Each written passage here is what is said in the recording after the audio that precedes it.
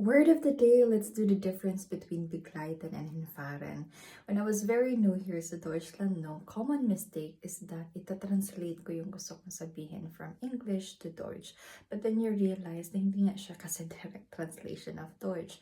So when I was working in Altenheim before, no, what I wanted to say, for example, is that I have accompanied the bewohner back to the Zimmer, no? Accompanied, if you would translate it of Deutsch through Dick.cc, it means begleiten.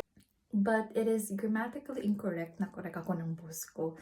Because when you say begleiten, meaning magkasama kayong naglalakad. Hindi naman nga kasi lahat ng bewohner, di ba, naglalakad. So some are using rollator, that will work too. Or some is using Rollstuhl. So if you would say begleiten, for someone na dinala mo pabalik sa Zimmer, it's grammatically incorrect. So the better way to say it is that hinfahren. Parang, ich habe sie hingefahren. So dinala mo siya pabalik kung saan man. So, for example, after ng Mittagessen, no, babalik na yan sa Zimmer, ganyan. Tanungin mo yung isang bewohner na nasa Rollstuhl, wollen Sie wieder zurück im Zimmer? Ja, kommt, ich fahre Sie hin. So, meaning, binigleiten mo siya, pero kasi naka-Rollstuhl, kasi kaya ang kailangan mong gamitin is hinfahren. O, diba? Ang hirap ng Deutsch. Nag-aaral pa din tayo about it.